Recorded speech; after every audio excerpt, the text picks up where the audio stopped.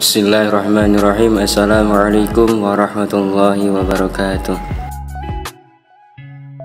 Kami di sini akan membahas tentang pengembangan kreativitas dari kelompok 3 yang terdiri dari saya sendiri, Rizky, Ali Zulfikri, Ria Afriani, dan Nagina Wahyu. Pembahasan yang akan kami sampaikan pada kesempatan ini yaitu tentang definisi kreativitas, pribadi kreatif, pembahasan umum tentang creativity, flow, and the psychology of discovery and invention. Definisi kreativitas. Csikszentmihalyi pada tahun 1996 memberi definisi tentang kreativitas diawali dengan suatu pertanyaan, "Where is creativity?" dan bukan "What is a creativity?" Pertanyaan tersebut diajukan hanya untuk menjelaskan bahwa untuk memahami kreativitas harus dilihat dari satu kesatuan yang dibangun dari 3 sistem yang saling berhubungan, yakni domain, kawasan, field atau bidang, dan person atau orang. Jadi, yang dimaksud dengan kreativitas adalah tindakan, ide, atau produk apapun yang mengubah domain yang ada, atau yang mengubah domain yang ada menjadi domain yang baru. Menurut Munandar pada tahun 1999, kreativitas adalah proses merasakan dan mengamati adanya masalah, membuat dugaan tentang kekurangan masalah, menilai dan menguji dugaan atau hipotesis, kemudian mengubah dan mengujinya lagi, dan akhirnya menyampaikan hasilnya. Definisi lain dikemukakan oleh Sonawat and Begani pada tahun 2007 adalah pernyataan pikiran yang dapat diekspresikan melalui berbagai respon, khususnya pada anak-anak karena mereka sedang berada pada tahap penemuan dan ciptaan. Dari sekian definisi yang dipaparkan di atas terlihat dengan jelas dasar pijakan masing-masing ahli dalam membuat definisi. Jika Csikszentmihalyi pada tahun 1996 ternyata memandang dari seluruh sistem yang dibatasi pada 3 komponen utama, kawasan, bidang, dan orang sebagai satu kesatuan komponen yang membangun suatu kreativitas. Munandar pada tahun 1999 melihat kreativitas sebagai suatu proses untuk menghasilkan suatu pekerjaan. Sonawat and Begani pada tahun 2007 hanya melihat dari segi pernyataan pikiran dan lebih khusus pada anak-anak karena fokus membahasanya menyangkut kreativitas yang terjadi pada anak-anak. Kreativitas merupakan sumber utama makna dalam kehidupan dengan 2 alasan utama. Yang pertama, kebanyakan sesuatu yang menarik perhatian yang sangat penting dalam kehidupan adalah hasil dari kreativitas. Apa yang dilihat dari melalui nilai-nilai, budaya, teknologi, dan lain-lain merupakan hasil dari kepintaran manusia yang diperoleh melalui proses belajar. Kedua, kreativitas begitu mempesona sehingga ketika kita melibatkan diri di dalamnya, kita merasa seolah-olah kita telah berada pada puncak kehidupan yang sesungguhnya. Pribadi kreatif di Indonesia seperti yang ditemukan oleh Munandar pada tahun 1999 halaman 56 merumuskan ciri pribadi yang kreatif yang hakikatnya hampir sama tetapi secara hierarki berbeda. Ke-10 ciri yang dimaksud adalah sebagai berikut. 1. Imajinatif. Yang kedua, inisiatif. 3. Mempunyai minat luas. 4. Mandiri dalam berpikir. 5. Ingin tahu. 6. Senang berpetualang. 7. Penuh energi. 8. Percaya diri. 9. Bersedia mengambil resiko. Dan yang ke-10, berani dalam pendirian serta keyakinan.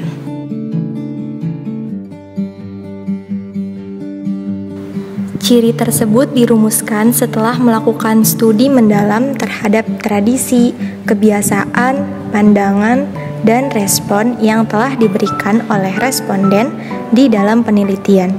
Sedangkan ciri-ciri siswa yang paling diinginkan oleh guru sekolah dasar dan menengah di Indonesia adalah sebagai berikut. 1. Penuh energi. 2. Mempunyai prakarsa. 3. Percaya diri.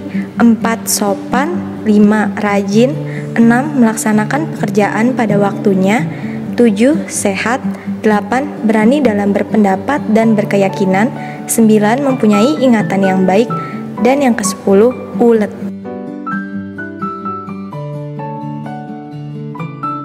Pembahasan umum tentang creativity, flow, and the psychology of discovery and invention. 1. Di mana itu kreativitas? Yang dimaksud dengan kreativitas dalam perspektif ini adalah tindakan, ide, dan produk apa saja yang mengubah kawasan yang ada atau mentransformasikan kawasan yang ada dengan kawasan yang baru. Kreativitas itu hanya dapat ditelusuri melalui interrelasi sistem yang dibangun dari 3 komponen utama. Pertama, domain, kawasan yang terdiri atas aturan dan prosedur simbolik, seperti dalam kawasan matematika. Misalnya, aljabar dan teori bilangan dapat dilihat sebagai kawasan. Komponen kedua adalah field, bidang, yang mencakup seluruh individu yang bertindak sebagai penjaga pintu kawasan. Dalam bidang seni visual, bidang terdiri atas guru seni, kurator museum, kolektor seni, kritik, administrator lembaga, agen-agen pemerintah yang berhubungan dengan budaya. Komponen ketiga adalah person atau orang. Kreativitas dapat dilihat dari model sistem yang dibangun melalui kawasan, bidang, dan orang. Selain itu, kreativitas juga dapat diamati melalui proses evolusi peradaban manusia pada masa Renaissance, seperti yang terjadi pada tahun 1400 dan 1425 di Florence, dengan munculnya karya-karya seni yang menggemparkan dunia di masa itu, seperti kubah gereja Katolik yang dibangun oleh Brunelleschi, lukisan Gate of Paradise oleh Ghiberti, lukisan dinding, pahatan, dan lain-lain.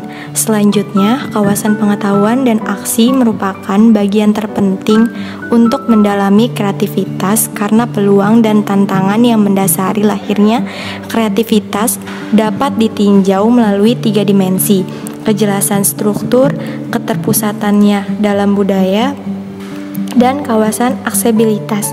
Beberapa istilah yang ikut mempengaruhi kreativitas adalah reaktif atau proaktif. Reaktif tidak memotivasi munculnya hal-hal yang baru, sedangkan proaktif meminta hal baru. 2. Kepribadian kreatif. Csikszentmihalyi mengemukakan ciri pribadi kreatif yang nampaknya paradoks tetapi menyatu dalam diri seseorang. Beberapa ciri kepribadian yang dimaksud dapat dijabarkan sebagai berikut. A. Pribadi kreatif mempunyai kekuatan energi fisik untuk melakukan pekerjaan hingga berjam-jam dengan penuh konsentrasi. Tetapi, sifat lain yang juga melekat pada pribadi yang kreatif cenderung tenang dan rileks bergantung pada kondisi yang memungkinkan kedua karakteristik itu muncul. B.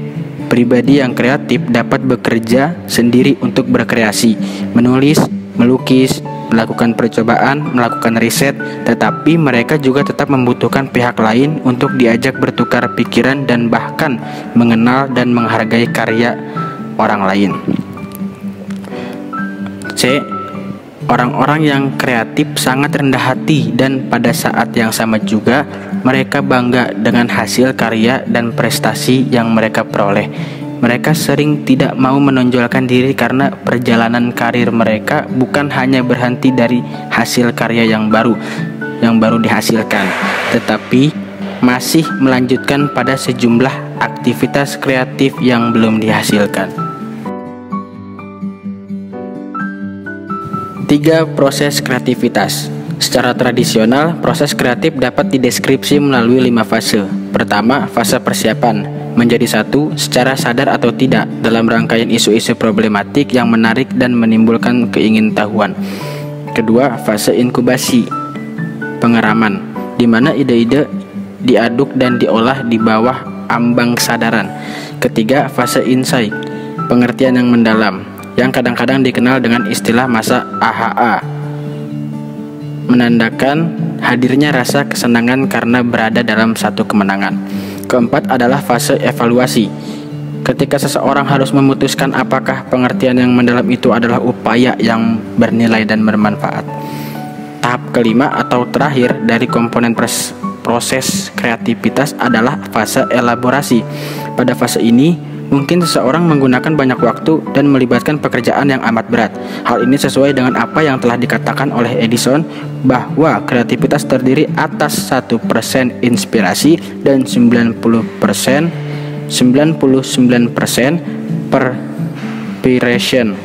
perspiration hasil keringat.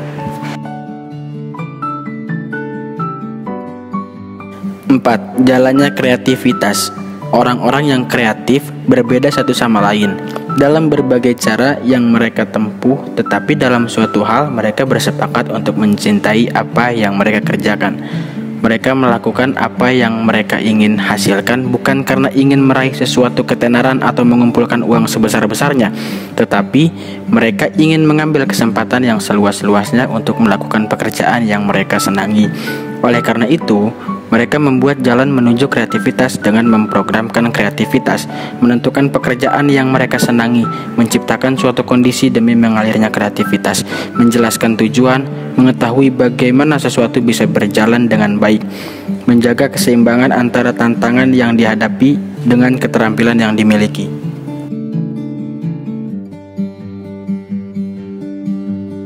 Selanjutnya yaitu 5. Lingkungan kreatif.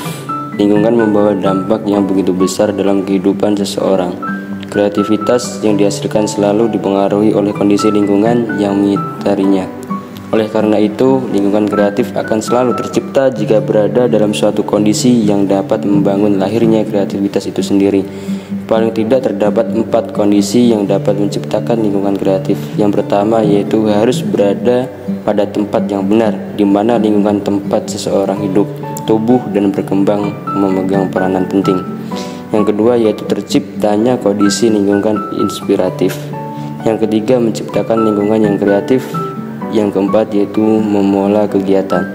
Orang yang kreatif adalah orang yang selalu membuat kegiatan secara terprogram untuk menghasilkan suatu karya atau setidaknya memberi stimulus kepada pihak lain untuk berpikir dan berbuat secara terprogram dan terencana. Sekian dari kelompok kami. Apabila ada kesalahan kata atau dalam menyampaikannya kurang tepat, kami selaku kelompok 3 meminta maaf yang sebesar-besarnya. Ihdinas siratal mustaqim, billahi taufiq hidayah. Wassalamualaikum warahmatullahi wabarakatuh.